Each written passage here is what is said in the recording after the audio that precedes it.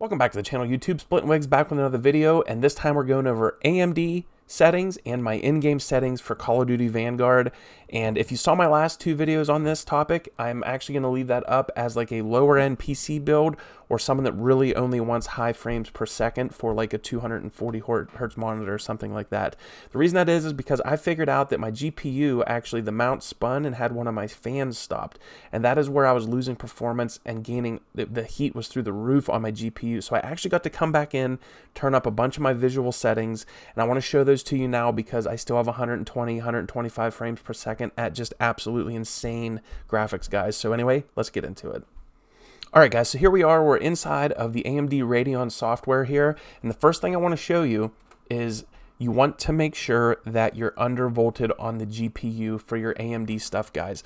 Not just the 5700 XT, almost the entire range of AMD cards just likes to be undervolted. It knocks the temps down in them, and then when those temps come down, it allows the overboost to kick in, and it actually will allow your card to free up power. So it kind of sounds like it's counterproductive, but when you undervolt, it brings the heat down and allows the card to actually work better. So I want to make sure that you guys are undervolted. They made it super easy now, so I want to make sure you're doing that.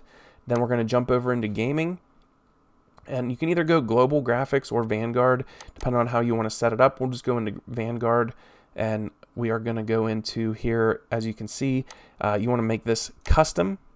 I have anti-lag turned on, and I have my image sharpening turned on and up to 40%. So that right there really does make a big difference on the AMD side for what you're seeing in-game. As far as these settings, guys, go, a lot of these are overridden sometimes by like the in-game settings or sometimes by your global graphics settings. But just you want to make sure you mimic these here, especially the performance for the texture filtering quality. Make sure that's on performance. That's a big one. Then on the color, guys, this is another super important one. You know, some players don't do this. It makes the biggest difference, especially for just visual quality. But then on top of that, you can see enemy players better with this. Color temp 6500, turn the brightness up here a little bit. And then the hue at 0, but then these are the big ones, guys. Your contrast up to 125, and that saturation at 132. So that contrast makes things just pop a little bit better, and then you turn up the saturation on the colors, and it makes it look way better, and you have way more visibility in-game. So anyway, let's jump over into the in-game settings to see what I changed there. All right, guys, so now we're over in the Vanguard in-game settings, and I just go straight to graphics, straight to display. And your display mode, you're going to want it to be in full screen, guys. I'm only in windowed because I'm doing this video, but then you want to make sure that your V-Syncs are off, which they're going to be for AMD anyway. Then I go into custom frame rate. And then I limit mine at 120, like whatever my system is actually able to achieve at the graphics that I have. Like I have the graphics bumped up right now, so it bounces between 105 and 200. I mean 105 and 130 frames per second throughout the game, depending on what all is going on. So I just cap it at 120 to limit how much it has to work to stay caught up. I kind of just like doing that. It seems to work really well for me. Display gamma 2.2. And then what you can do, guys, if you're still getting those micro stutters or some of the red boxes and stuff like that, you can turn off, which I'm leaving mine off because it did really help. Your on-demand texture streaming, I turned that off, and it got rid of a bunch of those red boxes that we've been getting since launch. Now, once they fix the game and AMD releases a driver update that it gets rid of that problem, you're going to want to come back here and turn this on and make some settings here, guys. I'll make a video as soon as that all gets ironed out on the Call of Duty side and AMD side. I'll come in and fix these and make a video about it. But for now, I recommend having these off because it really, really helped my in-game stutters and those packet loss, or not packet loss, but the red boxes, man, they went away big time.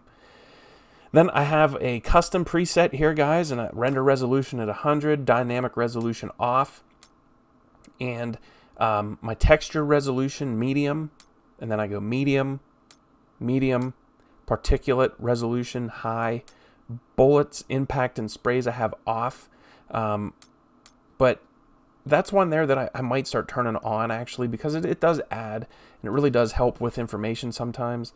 Shader quality high, tensillation nearby only. Level of detail distance range long, nearby is on low, distance level detail high, Clutter draw distance, low. Volumetric quality level, medium. Screen space shadows is on. Shadow map resolution, medium. Then the sun shadow cascades is on high. Cache sun's shadows is on and on. Cache size, medium. Spot shadow quality, high. Particulate lighting, ultra. Made a big difference. Ambient occlusion is off. And then screen space reflection, medium. Then these are off and off. Filmic SMAA TX2 right there is what I go with. Depth of field off.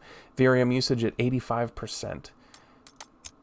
Then I run like anywhere between 102 and 110 field of view. With this on affected, make sure that you do that. And then your camera movement is at 50%. World motion blur off. Weapon motion blur off, guys. And while we're in here, we might as well do my audio settings. Master volume at 100. Music off. Dialogue at 35%, so you can just get some of those good call outs that do come in once in a while. Sound effects at 100. And then the hit marker is classic. Mix is headphones. Killstreak music on just because it does pump me up a little bit. I like it.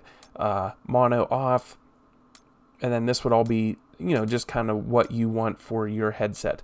But this has been a good mix for me to be able to hear the in-game things you need to hear as good as possible. So anyway, if you got something out of the video, please subscribe and like. It's free and much appreciated. Splitting Wigs out. Catch you on the next one.